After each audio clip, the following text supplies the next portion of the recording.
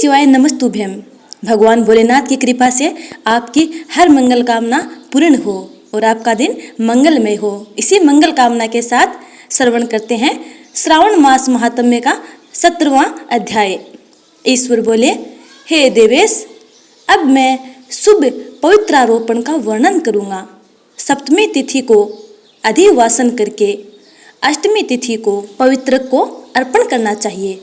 जो पवित्रक बनवाता है उसके पुण्य फल को सुनिए। सभी प्रकार के यज्ञ, व्रत तथा दान करने और सभी तीर्थों में स्नान करने का फल मनुष्य को केवल पवित्र धारण करने से प्राप्त हो जाता है, क्योंकि भगवती शिवा सर्वव्यापिनी है। इस व्रत से मनुष्य धनहीन नहीं होता, उसे दुख, पीड़ा तथा व्याधियां नहीं होती, उसे शत्रुओं से होने वाला भय नहीं होता और वह कभी भी ग्रहों से पीड़ित नहीं रहता। इससे छोटे बड़े सभी कार्य सिद्ध हो जाते हैं। हे वत्स, मनुष्य तथा राजाओं के, विशेष करके स्त्रियों के पुण्य की वृद्धि के लिए इससे श्रेष्ठ कोई अन्य व्रत नहीं है।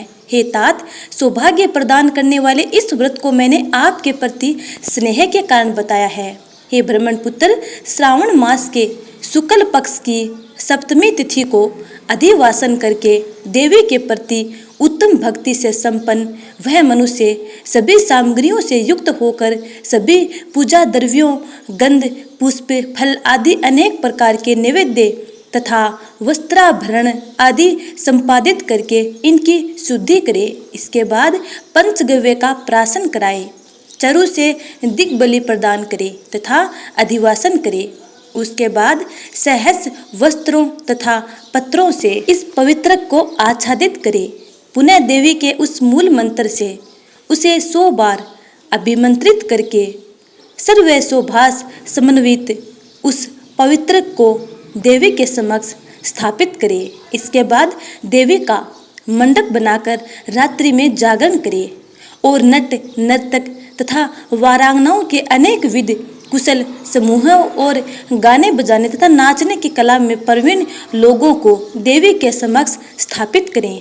उसके बाद प्रातःकाल विधिवत स्नान करके पुनः बलि प्रदान करें। इसके बाद विधिवत देवी की पूजा करके स्त्रियों तथा द्विजों को भोजन कराएं। पहले देवी को पवित्रक अर्पण करें और अंत में दक्षिणा प्रदान करें। हे वत्स, अपनी सामर्थ्य के अनुसार कार्य सिद्धि करने वाले उस नियम को धारण करें। राजा को प्रयत्न पूर्वक स्त्री के प्रति आसक्ति, जुआ, आखेट तथा मांस आदि का परित्याग कर देना चाहिए।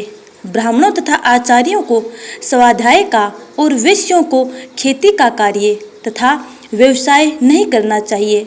7, 5, 3, 1 अथवा आधा दिन ही त्याग पूर्वक रहना चाहिए और देवी के कार्यों में निरंतर अपने मन में आसक्ति बनाए रखनी चाहिए। हे मुनिस्तम, जो बुद्धिमान व्यक्ति विधान पूर्वक पवित्रारोपण नहीं करता है उसकी वर्ष भर की पूजा व्यर्थ हो जाती है। अतः मनुष्य को चाहिए कि देवी प्रायण तथा भक्ति से संपन्न होकर प्रत्येक वर्ष शुभ पवित्रारोपण अवश्य करें। कर्क अथवा सिंह राशि में सूर्य के प्रवेश करने पर शुक्ल पक्ष की अष्टमी तिथि को देवी को पवित्रक अर्पित करना चाहिए। हे सनत कुमार, इसके ना करने में दोष होता है, इसे नित्य करना बताया गया है। सनत कुमार बोले, हे देवदेव, हे महादेव, हे स्वामिन, आपने जिस पवित्रक का कथन किया है वह कैसे बनाया जाता है, उसकी संपूर्ण विधि बताएं। ईश्वर बोले, हे सनत कुमार, सुवर्ण, ताम्र, चांदी, रेशमी वस्त्र से निकाले गए कुश, कास के अथवा ब्राह्मणी के द्वारा काटे गए कपास के सूत्र को तिगुना करके फिर उसका तिगुना करके पवित्रक बनाना चाहिए। उनमें 308 तारों का पवित्रक उत्तम और 270 तारों का पवित्रक मध्यम माना गया है। 180 तारों वाले पवित्रक को कनिष्ठ जानना चाहिए। इसी प्रकार 100 ग्रंथि का पवित्रक उत्तम, 50 ग्रंथि का पवित्रक मध्यम तथा 26 ग्रंथि का सुंदर पवित्रक कनिष्ठ होता है।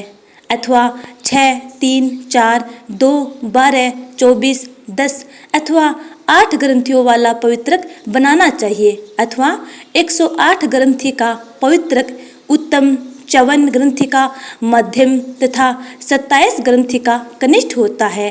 प्रतिमा के घुटने तक का लंबा पवित्रक उत्तम, जंघा तक लंबा पवित्रक मध्यम तथा नाभि पर्यंत पवित्रक अधम कहा जाता है। पवित्र की सभी शुभ ग्रंथियों को कुमकुम से रंग देना चाहिए। इसके बाद अपने समक्ष शुभ सर्वतोभद्र मंडल पर देवी का पूजन करके कलश के ऊपर बांस के पात्र में पवित्र को रखें। 3 तार वाले पवित्रक में ब्रह्मा, विष्णु तथा शिव का आह्वान करके स्थापित करें। इसके बाद का सुनिए। 9 तार के पवित्रक में ओंकार, सोम, अग्नि, ब्रह्मा, समस्त नागों, चंद्रमा, सूर्य, शिव तथा विश्व देवों की स्थापना करें। हे सनत कुमार, अब मैं ग्रंथियों में स्थापित किए जाने वाले देवताओं का वर्णन करूँगा। क्रिया, पौरुषी, वीरा, विजया, अपराजिता, मनोन्मयी, जाया, भद्रा, मुक्ति और ईसा ये देवियां हैं। इनके नामों के पूर्व में प्रणव तथा अंत में नमः लगाकर ग्रंथि संख्या के अनुसार क्रमशः आह्वान करके चंदन आदि से इनकी पूजा करनी चाहिए। इसके बाद प्रणव से अभिमंत्रित करके देवी को धूप अर्पण करना चाहिए। हे सनत कुमार, मैंने आपसे देवी के इस शुभ पवित्रारोपण का वर्णन कर दिया। इसी प्रकार अन्य देवताओं का भी पवित्रारोपण प्रतिपदा आदि तिथियों में करना चाहिए।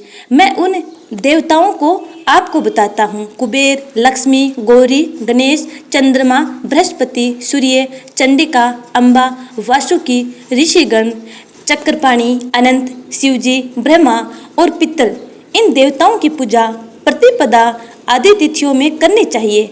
यह मुख्य देवता का पवित्रारोपण है।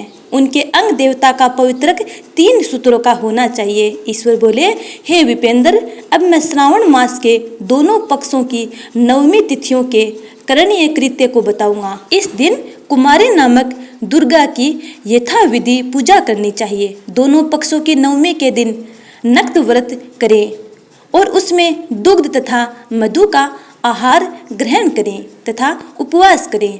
उस दिन कुमारी नामक उन पाप नाशिनी दुर्गा चंडिका की चांदी की मूर्ति बनाकर भक्ति पूर्वक सदा उनका अर्चन करें।